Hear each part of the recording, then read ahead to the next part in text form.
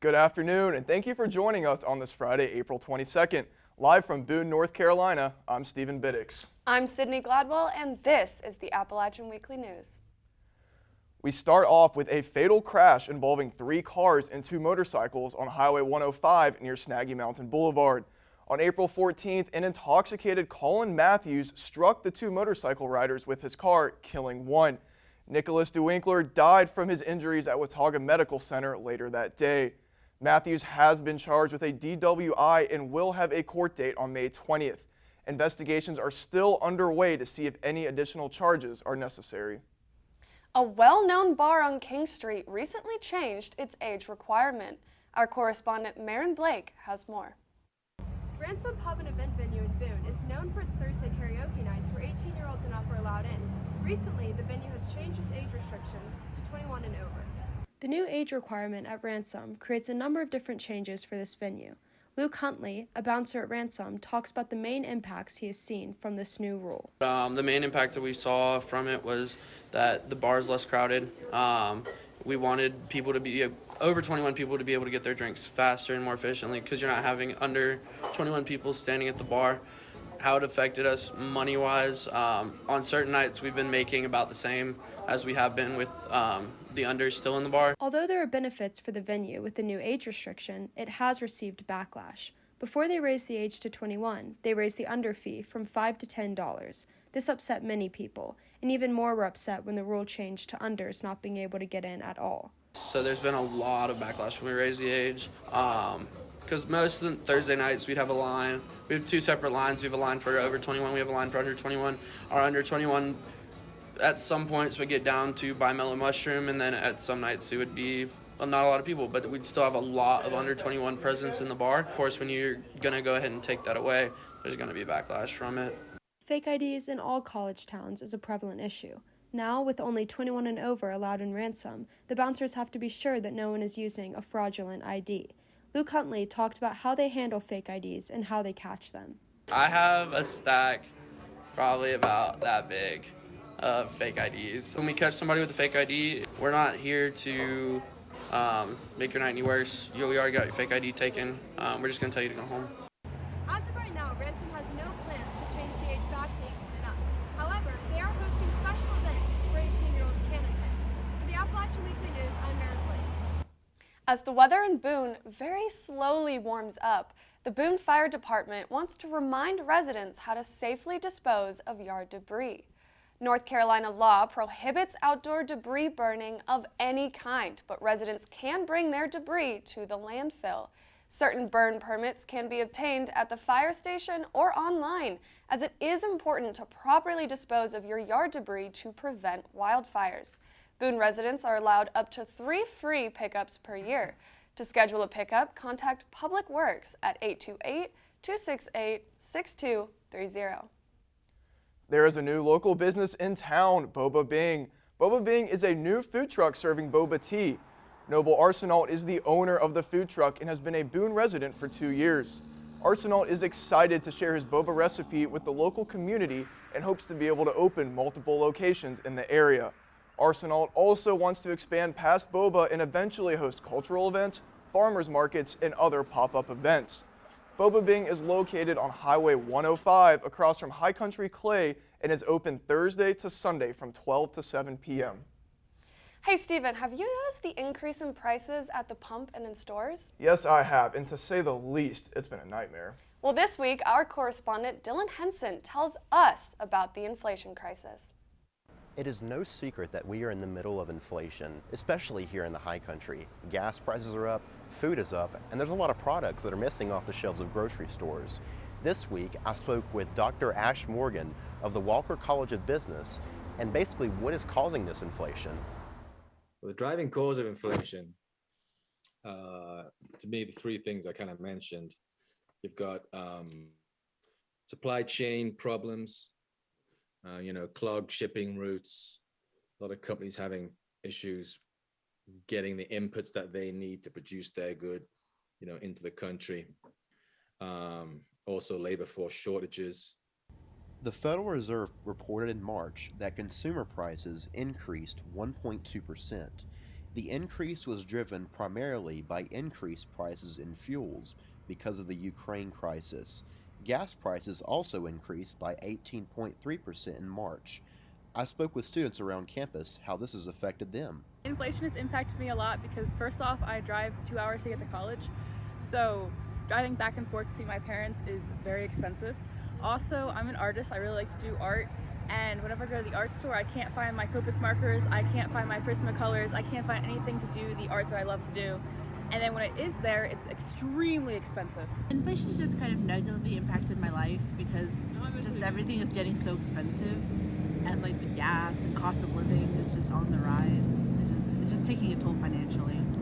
So I have a 40-minute drive to work every day, and I work 5 days a week. And with gas prices going up, it's really hard for me to afford driving 40 minutes with how high the gas prices are. So inflation has really affected that part of my life. Dr. Morgan also tells us about something that is happening more recently than ever before. This is what he calls inflation inequality. And kind of, rich versus poorer. Poorer people spend a higher portion of their budget on necessities. And so they'll feel the inflationary pinch more than someone who's richer. Someone who's richer maybe just doesn't take that extra vacation this year. There is no telling when this crisis will end. High inflation can spur the Federal Reserve to increase federal rates as it tries to cool off the economy and slow demand. If the central bank does this drastically, it could even plunge the economy into a recession. We hope not to see this, but it's only something that time will tell. Reporting for the Appalachian Weekly News, I'm Dylan Henson.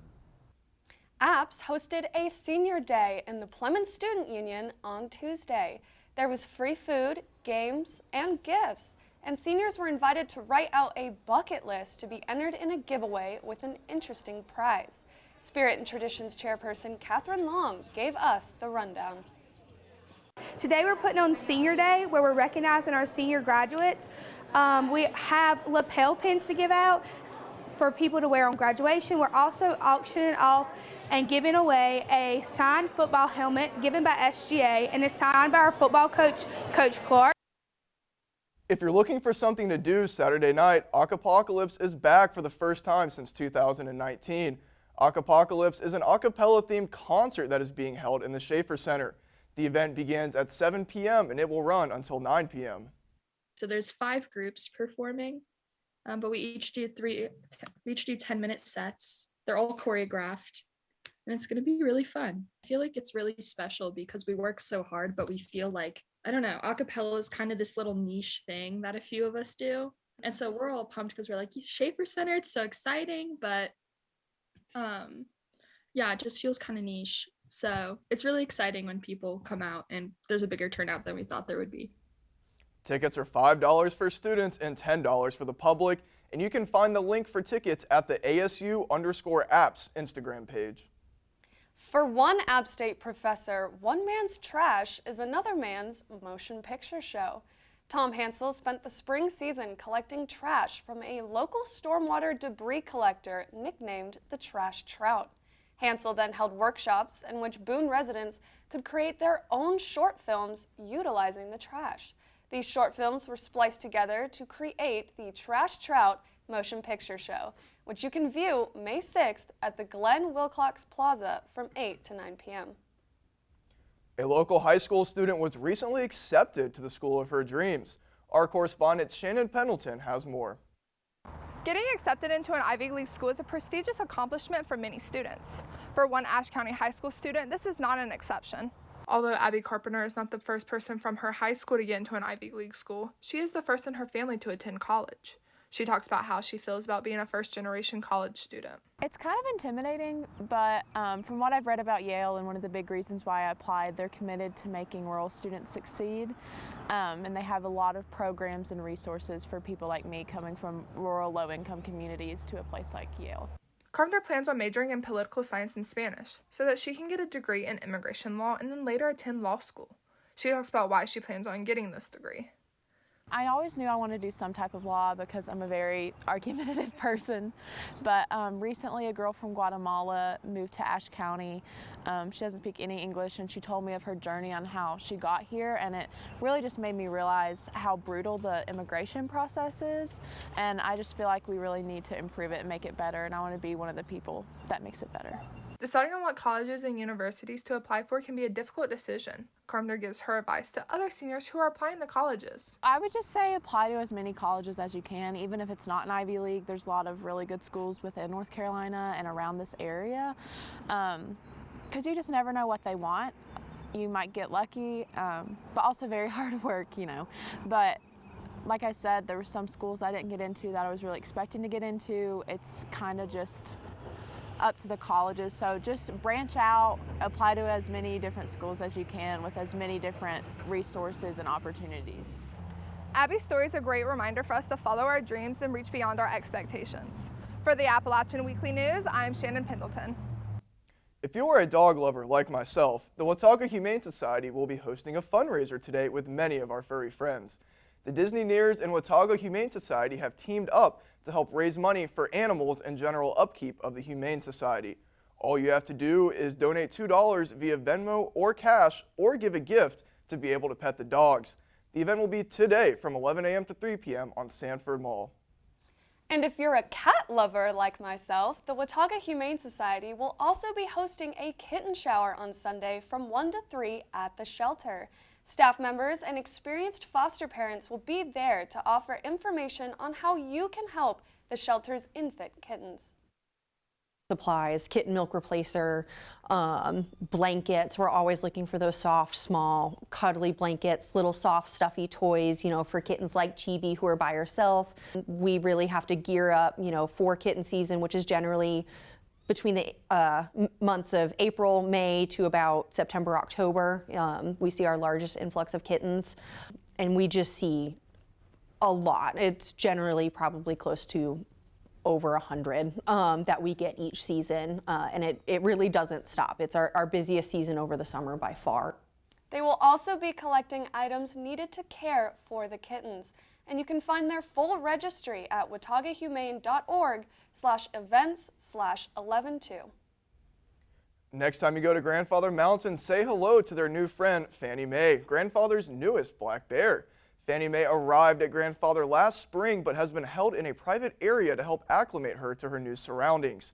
At 5 years old, Fannie is the youngest of the now 6 bears that reside at the animal habitat at Grandfather Mountain. Some interesting strategies, such as reading books like Goldilocks and the Bible, were used to help comfort the new bear. The mountain began this strategy with cougars in 2015 and have used it on multiple animals since. To go and see Fannie Mae, you must have tickets to get into the park, which can be found at grandfather.com/tickets/. Well, it's 4/22, and you know what that means. It's Earth Day. And our correspondent, Grace Powers, is at the Earth Day Expo on Sanford Mall. What else can you tell us, Grace? Thanks, Sydney and Stephen. I'm here live at Sanford Mall for the Earth Day Expo, hosted by the Office of Sustainability, where students are learning how they can get involved in making our campus and local community more sustainable.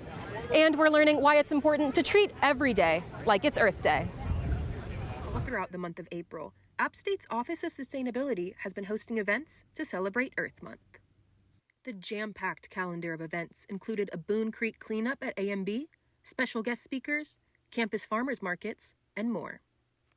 Sustain's outreach coordinator, Rebecca Walton, says that none of this would have been possible without the help of passionate App State students. This has all been mostly planned by our team of sustainability and zero waste ambassadors. They have just been so self-guided and so self-motivated, and this is really kind of a testament to how cool our student team is this year. Today at the Earth Day Expo, community and campus organizations with a focus on sustainability gather to encourage others to do their part in making Boone more sustainable. So it's kind of like Club Expo, but this is an Earth Day Sustainability Expo, and so it's all about talking to students about how they can get involved with sustainability on campus and celebrating Earth Day by kind of making a commitment to get more involved. But even after Earth Day draws to a close, it's important to treat our planet with the same amount of love every day. To wrap up Earth Month, the Office of Sustainability is hosting Rocking Roots, a music festival highlighting the gardens on campus and the office's sustainability goals and achievements. The festival takes place April 27th from 5 to 8 p.m. at the Roots Garden on Howard Street. Be sure to stop by the west side of Sanford Mall for the Earth Day Expo. And it ends at 3 p.m. Stephen, Sydney, happy Earth Day. Back to you guys in the studio. Thank you so much, Grace. Coming up on the Appalachian Weekly News, we'll take a look at how our sports teams are doing.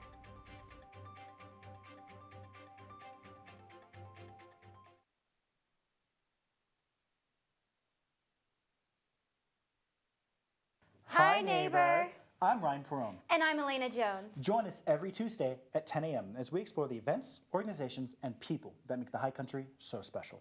You can tune in on Channel 198 for Spectrum customers, Channel 20 or 1020 for SkyBest customers, or Channel 23-3 on campus. Also, make sure to follow us at Instagram at @hi_neighbor_apptv for up-to-date coverage of events happening and student-made content. Until then, bye, neighbor.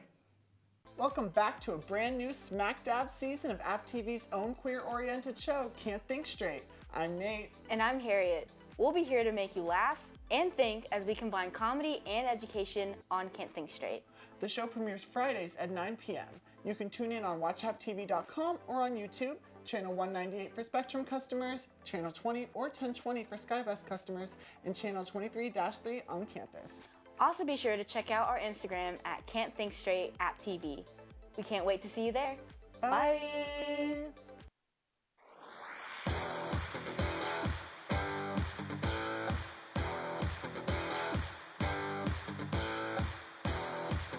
The football season's over, but we are far from done. With basketball picking up and March Madness right around the corner, catch all your App State national sports news on Charter Cable Channel 198 and on YouTube at App TV. Let's have a great year and roll Nears. Memories. A sweet retrospective look at the past. However, the past has, well, passed. And now, a new and better crew looks toward the horizon and marches toward Appalachian State head-on. This spring, look toward App Avenue on App TV to see a new legacy be written on random days of the week. No, seriously, this show will literally be airing any day of the week, so stay glued to those screens. We'll see you out there. Appalachian Avenue! Welcome back to the Appalachian Weekly News. Dalen, I know Kate Houston and the softball team have been on a roll lately. What else is going on in sports? Well, this past Tuesday, our softball team swept East Tennessee State in a doubleheader. They won both games 8-0, highlighted by a Katie Houston grand slam in Game 1. This was Houston's 12th home run of the season. The 2 wins put the Mountaineers at the record of 24-18 heading into this weekend's 3-game series at home against Louisiana starting this afternoon at 5 p.m. on ESPN+. Our baseball team was also in action on Tuesday as they faced the Demon Deacons of Wake Forest on the road. A loaded bases walk in the 7th proved to be the difference, giving the Deacs a 1-score advantage going up 6-5 and wouldn't look back. The Mountaineers look to bounce back this weekend in a series at Louisiana Monroe. Both teams haven't had the best season so far, with ULM sitting at 13-21-1 and App State at 11-23. App holds the total lead series at 8-6. It was Sunbelt Championship time for the women's golf team, who competed in Daytona Beach earlier this week. As a team, they finished 10th out of 11 total teams. Freshman Mary Sears Brown shined in her first championship as she matched App State's best score ever in the Sunbelt Championship and 1 shot shy of the school record for a single round at 69. Our men's and women's track team traveled to the University of Virginia and Georgia Tech to compete in the Virginia Challenge and Georgia Tech Invitational. The UVA Invitational began today at 9 a.m. with senior Isaac Benz competing in the men's 10,000 meter and will end for the Mountaineers at 6:05 with senior Ryan Brown competing in the men's 5,000 meter. The Georgia Tech Invitational will start at 12:30 with the men's hammer throw, and the rest of the field events will follow around 5:30.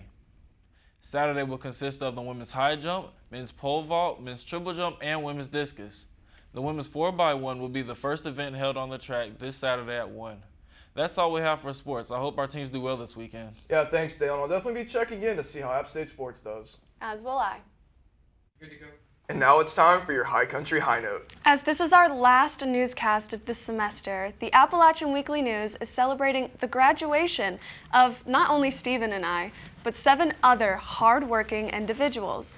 Our producer, Connor Davidson. Our technical director, Zach Masters. Our sports anchor and reporter, Dalen Mickle. Photographer and reporter, Zach White. Fellow anchor and reporter, Grace Powers. And photographer and reporter, Nick Fago. Unfortunately, our fellow anchor and reporter, Zanira Marion Lopez, couldn't join us today, but we wish her the best as her future begins. And we just want to give a massive thank you to all the seniors and the hard work that they put in this year. And for the last time from all of us, thank you for watching the Appalachian Weekly News. We'll see you next time.